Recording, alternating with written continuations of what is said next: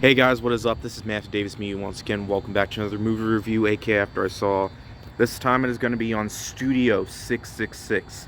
A lot of you probably haven't heard of this film. It wasn't advertised that much, but this is a horror comedy film involving the famous Foo Fighters rock band. And they move into a house to make this big new song that they're coming up with until Dave Grohl goes into the basement and gets possessed by this satanic rock star that wanted to finish the song, but he didn't.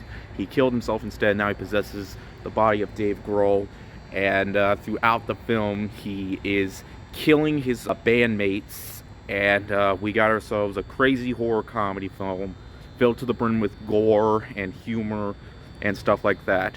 It's basically a modern B-movie. This is a film that does not take itself seriously at all, okay? All that I expected from this film was horror and comedy and cheesy stuff going on, and that's exactly what I got here. I had a pretty fun time with this movie, okay? I were to recommend of just not watching Texas Chainsaw Massacre at home and just watch this because it's gorier and it actually felt more entertaining and it does not take itself seriously at all. And hey, it has a lot more fun kills. And that's probably one of the best things I could say about this movie is that it's pretty entertaining, except when it gets to the middle part where they only want to focus on doing the song. Also, the acting, I mean, hey, the acting, it's certainly not very good. It's certainly, but hey, no one's trying to win any awards here.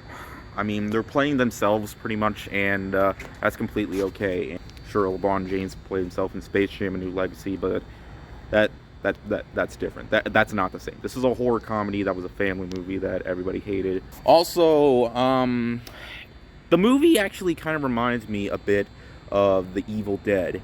In fact, that's basically what this is. It's The Evil Dead with rock stars, and it's in a house. The movie even has a demonic book in it.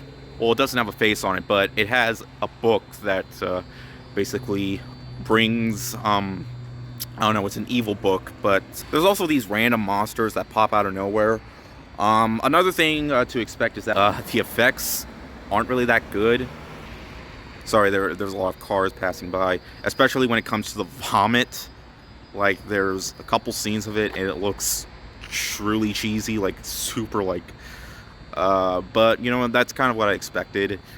I mean, a lot of the gore, too. There was just a lot of gore that also looks pretty cheesy. This is a very cheesy, a very modern cheesy film, and if you expect to see that here, then I feel like you're definitely going to get it. Like I mentioned before, the kills were a lot of fun, too. Especially this one sex scene.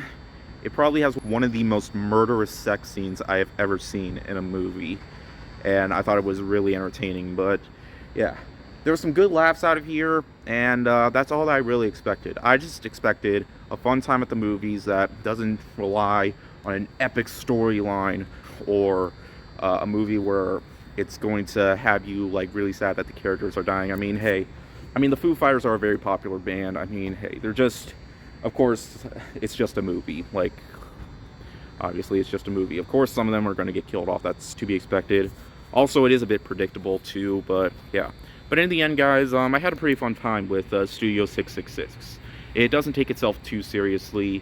It does have some similarities to other horror films, Evil Dead, and stuff like that. Although, I wouldn't say it's as clever as most horror comedy films out there are. Like, it's not quite as clever or as lighthearted as films like Shaun of the Dead or Zombieland, or even the Evil Dead franchise, because the Evil Dead franchise are horror comedy films too. Also, Cabin in the Woods has humor in it as well, and it's a very smart one. This is just a dumb, fun horror comedy film that doesn't go too serious. It's basically a modern B-movie. That's all that is. But if you expect that here, then I actually would recommend checking this film out. Also, if you're a fan of the Foo Fighters, yeah, I never actually heard of them before. But anyways, there's a train over there. Okay, ride's gonna be coming up any second now, so gotta get this video out. I'm gonna be seeing Cyrano this weekend as well. God, there's a lot of cars coming by. And of course, I'm going to be playing Elden Ring. I pre-ordered it. Hopefully it'll be coming in as soon as possible. I expect it to come by tomorrow. I'm probably going to upload this video on Friday. Whatever. You'll see it when you see you're watching it right now. It doesn't matter. But anyways, thank you guys so much for watching, and I'll see you guys later. Ward out.